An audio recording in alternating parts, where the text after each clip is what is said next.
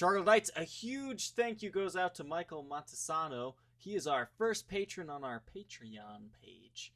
I haven't made a video explaining my patron page yet, but basically I want to start a guitar giveaway, Trogly's Guitars merchandise giveaway, and just to help improve the show, get different cameras for different camera angles. So I'll definitely be making a video on this in the future, but thank you once again, Michael, for supporting the show. I hope you guys enjoy today's episode. Welcome back, Troglodytes, to another episode of Trogly's Guitars. Today we have a Les Paul Artisan. If you've been following my Facebook page, I posted some photos of a guy that let go his Les Paul Artisan that he's had since 1979. It's been with him on many gigs, and it's been unused for about 15 years, so he decided to sell it. This is that guitar. This thing has been through the 80s, unfortunately for us, but fortunately for its history. This is a very rich guitar. There's been tons of modifications to this thing, so let's just kind of go ahead and go through all these. A locking nut has been put on, but it's been taken off, but there are still the 4 holes there for where that is. It doesn't go all the way through the headstock. It's not one of those crazy locking nut situations, but you just do have those 4 unfilled holes there. But thankfully it's in the black area. You really don't see it. It's not too bad. You have the 4 unfilled holes there, but luckily you still have the original truss rod cover that has not been modified. Sometimes when they have locking nuts, they'll like cut them in half and things like that. This one also has a replaced nut. It's kind of a black nut. You can see there is some, not a lot of finish damage on this side from that process. And luckily none really to speak of on this side either. But you do have a little bit of a filing right where it kind of joins at the top here by the black veneer. That might also have been from the locking nut system. It does look like there are also 2 extra holes underneath the truss rod cover there. So it was actually, must have had a few different locking systems. Next, it's been refretted. I think the original owner said it was either back in the late 80s or 90s that it was refretted. And honestly, the frets don't show too much wear. They're not super tall, but I would still say they are large jumbo frets, a little bit larger than they would have normally came with. And refretted Artisans, for some reason, I think I've had like 2 or 3 refretted Artisan Les Pauls. They're just fantastic players, and this one's no exception. Even for not having strings on for 10-15 years, this thing's set up really nicely, and it has a super straight neck. I mean, this thing's perfect. I kind of really like this guitar because I've made some, personal modifications to it as far as restoring it back to kind of correct. This is the original poker chip and switch tip here. Modifications, all pickups have been replaced. It would have originally had tar back pickups. I mean, give or take if you like them, sometimes they'll die on you, which we've been finding quite a bit lately. But this one actually, I would say, is upgraded pickups. You have late 60s, early 70s T-tops in the neck and middle position. The middle T-top has been rewound and re-wax dipped, but the neck pickup is, good to go. So, I mean, this pickup itself is worth like, anywhere from $200 to $300. This one in, rewired status is worth a little less. And this is a DiMarzio BJ, I think it said on the back. For my own personal taste, this one's a little bit too hot. It doesn't really blend as well with these, but it's good to kind of have that, over the topness, when you need a good lead tone. And now the elephant in the room. What is this brown rectangular thing under here? This thing was routed for a Kaler. The guy I got this from is the one who did it, and even he asks himself, yeah, well, why did I do that? So, in order to remedy that, I mean, not only was it routed for a Kaler, but the initial bridge posts were a little bit forward. The original bridge posts were filled in, and these were re-drilled. and it was drilled in with metric parts, Godo, Japan made. Same thing with the bridge posts here. The initial original posts in there were enlarged to accommodate for these pieces. I mean, I think you have to do that to put a caler in. So underneath here is a big route for a caler. I mean, you can take all this off and put a caler on this guitar if you like calers, but most people prefer, you know, the setup on a Les Paul. But you know, if you're one of those wacky fellas out there that like a really wacky guitar, it is possible to undo this. All I did here is I took a wooden flooring panel, kind of like this. They're black on the back side, and they just kind of have a wood tone to them. I mean, they're meant for, you know, putting on your floor and making it look like you have real wood.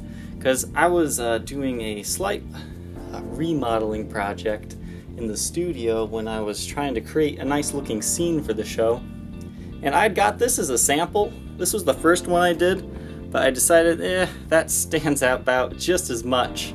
So I went out and got a slightly better matching one. I mean, you can see here it's got some nice wood grain to it, but once again, this is just flooring product. But it's just meant to cover it over, make it a little bit less noticeable. I mean, it is still fairly noticeable, but I would rather see this than a giant gaping hole in there. So I think it's tasteful. I mean, there's definitely a better way to do that. You can fill it in. What I was initially planning on doing with this guitar was sending it down to my luthier down in Tennessee, but he's a little bit busy. He's got a lot of projects to do, so I just figured I'll just do a DIY on this one. But what I wanted to do was have him fill that in and refinish this guitar in white and give it black binding. So there's like 10 or 15 Artisans made just like that, black binding with the white finish. And since those are so rare, I thought I'd make like a player's grade version. So that is definitely an option if you want to be hooked up with my luthier. He would gladly do that for you, but we're just selling this one as it sits now. Another modification here is the wiring has all been redone. This is the neck pickup tone. Then let's do it so you can see it. This is neck pickup tone. This is bridge tone, and then you can kind of blend in the middle. And then this is your master volume. And this is not actually a knob. This is a three-way switch. Kind of moves like this. And you got to make sure that it's fully on 10. And then you can get that third one. Because this does still move around, but there are 3 spots here. And I'm not exactly sure what this does. This is my guess. This is the middle position's kind of your normal setting. And then when you hit it up, that's coil tapping everything. And then when you push it all the way forward, it acts like a boost. It makes everything just have a little bit more, gain to them. So that's my best explanation for what it is. I'm not 100% sure, but that's kind of what I hear. Now this, it came to me, it was just, a normal switch. But what I did was I took some paper towel, I super glued it to that switch, and then I put super glue inside of the original knob and put it on there. Now it doesn't really come off. I mean, if you really yank on it, it's gonna come off, but it's not gonna fall off. So I just thought it kind of makes it look a little bit more traditional, and I think it's kind of funny that your knob moves like that. I love it. It's these stupid little modifications, DIY stuff that I do that makes me love this guitar. And it really does sound good. I love these T-tops. They sound awesome, even though this one's been rewired. Once again, I think this one's a little bit too hot for my personal taste, but I definitely see why it was done. So, that is all the modifications. Now let's look at the condition.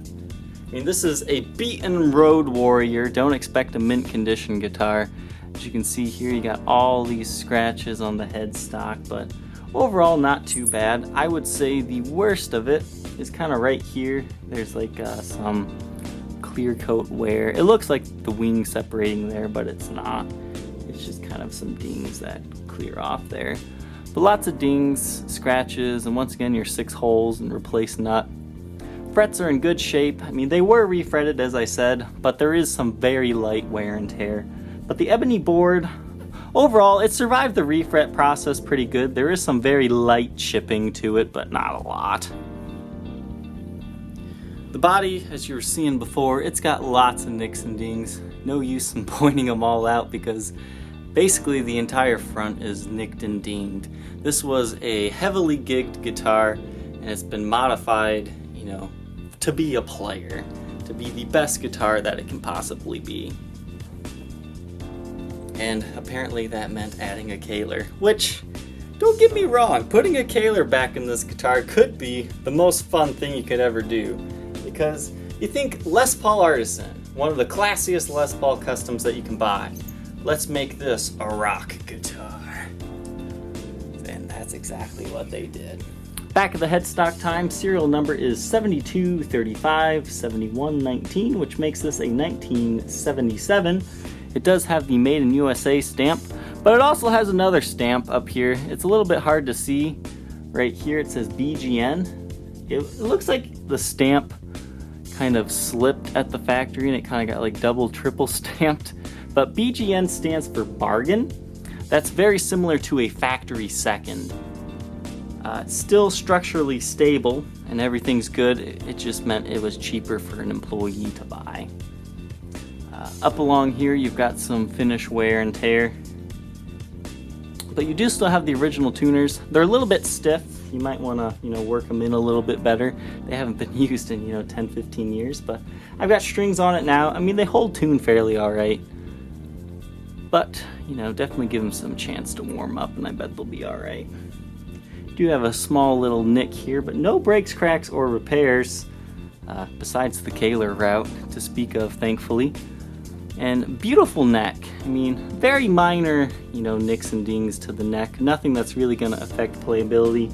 You've got some finish worn through here and up here. And something I forgot to mention on the front is this was a pick guard off at one time. Right here there is some finish wear because the guy had his pinky there. So now to the back of the guitar. Obviously the back has got some good buckle rash on it. Definitely chews through the finish in this area. And lots of other nicks and dings as you can see here as the light goes by. And this is definitely one you don't have to be scared to play with.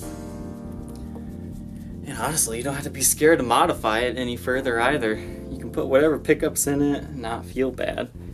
Surprisingly, all the pots are still original. It's just that 3-way switch, and I do have the original pot. I will include that if you want to set it up in a traditional style. Take a look at the sides here. You've got your typical line where the neck meets the body, not a split or anything. But lots of dings on the side, as you can see as the light goes by.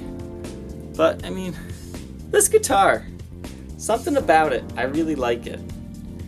It's just very interesting. I mean, I got it. I wasn't sure what I was gonna do with it. I told you my one plan, but I kind of like how this turned out. I mean, it's just a super player's grade Artisan. So somebody who can't afford, your $4,000 mint condition all original one, this is definitely a cool option. It's got some quirkiness to it that I really enjoy.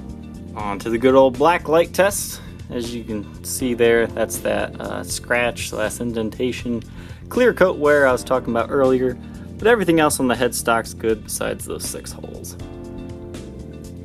Once again, the refret semi-jumbos play pretty well, and the front finish here in good shape. You got a little bit of clear coat wear there, but the original knobs and everything. The pickguard might be original, I'm not 100% sure, but the screws have definitely been replaced. Back at the headstock, you can kind of see the bargain stamp a little bit better. And the wear and tear on the side of the headstock. But no breaks, cracks, or repairs. Some light clear coat wear there.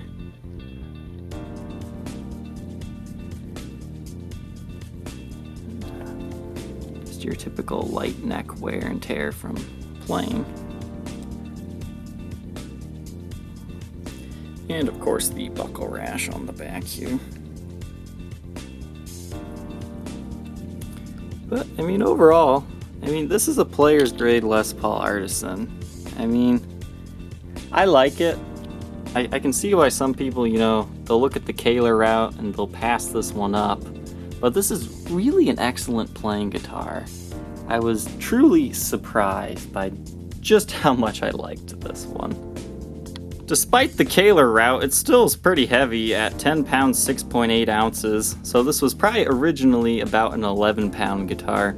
Something I forgot to mention earlier is it does have, I believe, Schaller strap locks. This one looks a little funky, but this one's definitely Schaller. And running the light over here, you can see a lot more of the nicks, dings, and scratches a little bit better here.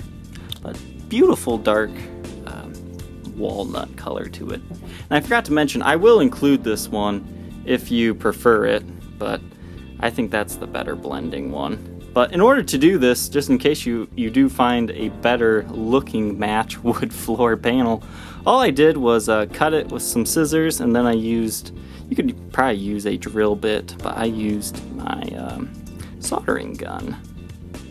This Artisan does come with its original case. As you can see, lots of old stickers on here. And very beaten and torn. The Tolex is coming up in multiple areas. Looks like it might have been glued down here. Actually, what it looks like is it's missing, but somebody colored it in black. So it kind of blends in. So definitely a worn case, but all latches and handle are still there. And it is the more rare blue interiored one.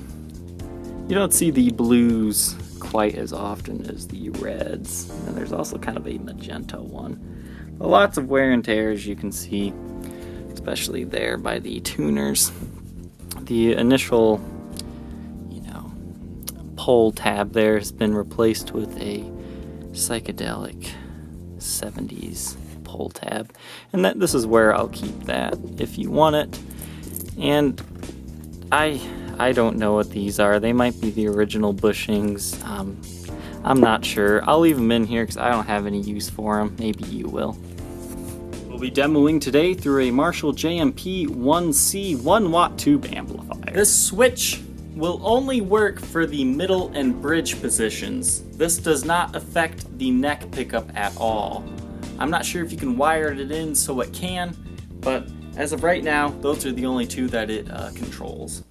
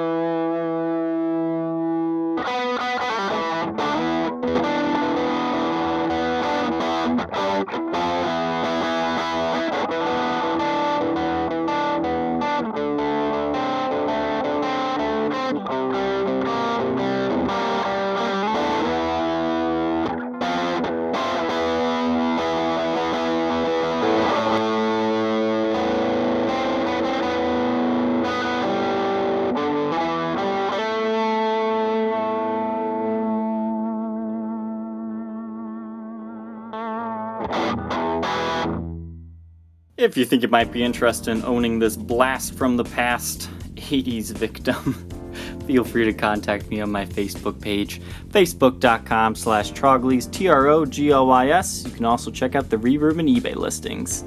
Thank you for watching, Troglodytes. Don't forget to like, comment, and subscribe, and we'll catch you next time. Bye.